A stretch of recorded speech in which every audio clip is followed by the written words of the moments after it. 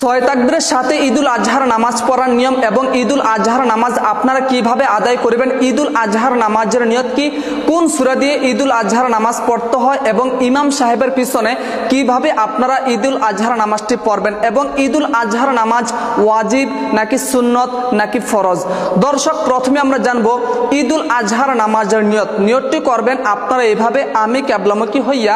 এই ইমামের পিছনে অতিরিক্ত ছয় তাকবীরের সহিত ঈদুল আজহার ওয়াজিব নামাজ আদায় করিতেছি, আল্লাহু আকবার। অতঃপর আমরা জানবো ঈদুল আজহার নামাজ ওয়াজিব নাকি সুন্নত নাকি নফল। দর্শক, ঈদুল আজহার নামাজ হচ্ছে ওয়াজিব। এখন কথা হচ্ছে আমরা কোন সূরা দিয়ে ঈদুল আজহার নামাজ পড়ব। দর্শক, অনেকে আমাদেরকে প্রশ্ন করেছেন যে হুজুর, আমি ঈদুল আজহার মধ্যে যেহেতু আমরা সুন্নত নামাজের মধ্যে সূরা মিলাই, কিন্তু ঈদুল আজহার মধ্যে আমরা কোন সূরাটি পাঠ করব। দর্শক দেখেন, ঈদুল আজহা বলেন অথবা ঈদুল ফিতর বলেন, এইগুলোর মধ্যে কোনো সূরা মিলাইতে হয় না, সূরা মিলাবে ইমাম সাহেব। আমরা শুধু চুপ থাকবো, সানা পড়ার পরে আমরা সূরা ফাতিহা পড়বো না, অন্য কোনো সূরা পড়বো না, শুধু আমরা তাসবিহ তাহলিলগুলা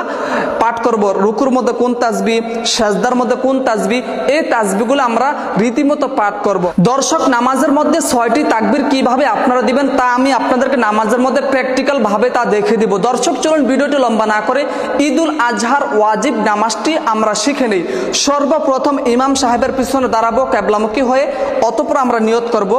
আমি এই ইমাম সাহেবের পিছনে কিবলামুখী হইয়া অতিরিক্ত 6 তাকবীরের সহিত ঈদুল আজহার ওয়াজিব নামাজ আদায় করিতেছি, আল্লাহু আকবার। সর্বপ্রথম সানা পাঠ করব,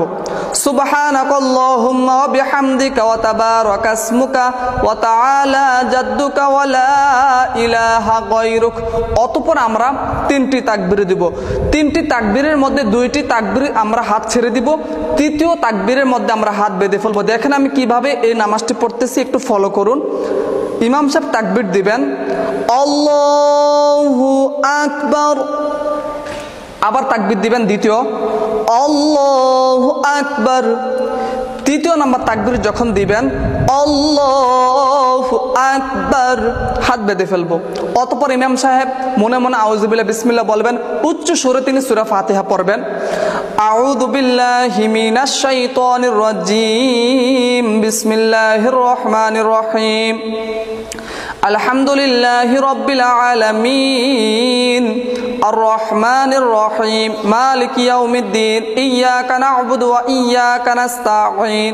ইহদিনাস সিরাতাল মুস্তাকিম, সিরাতাল লাযীনা আন'আমতা আলাইহিম, গায়রিল মাগদুবি আলাইহিম ওয়ালাদ-দাল্লিন, আমিন।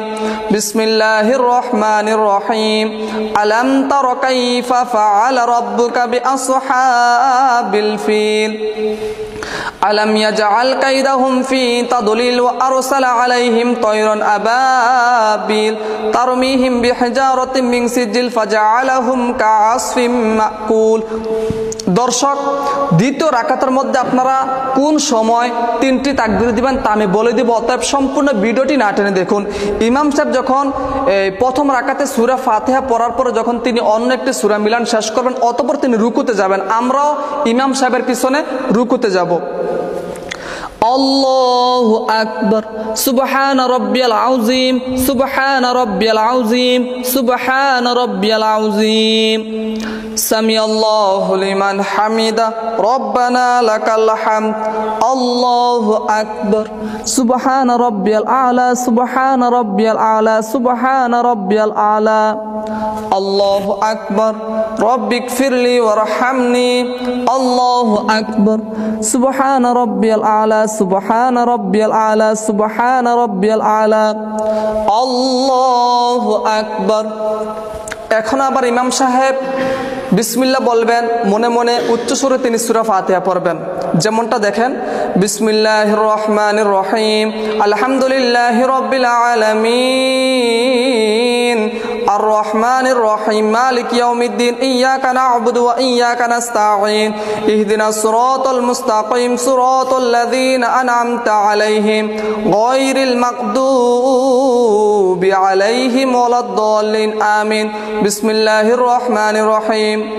قل أعوذ برب الفلق من شر ما خلق ومن شر غاسق إذا وقب ومن شر النفاثات في العقد ومن شر حاسد إذا حسد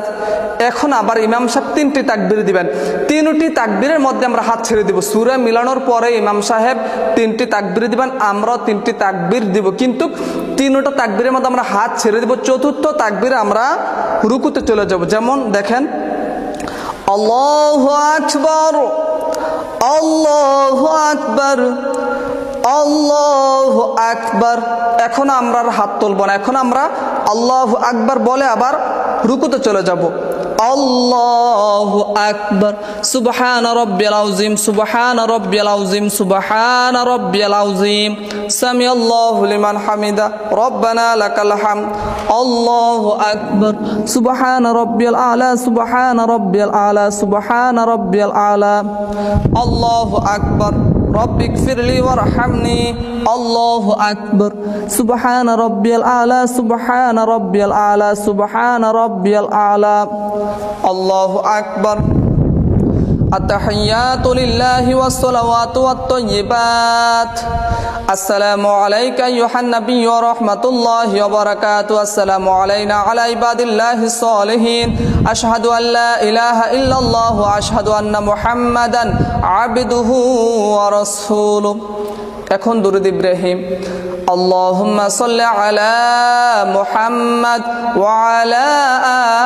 আলি মুহাম্মাদ কামা সাল্লাইতা আলা ইব্রাহিম ওয়া আলা আলি ইব্রাহিম ইন্নাকা হামিদুম মাজিদ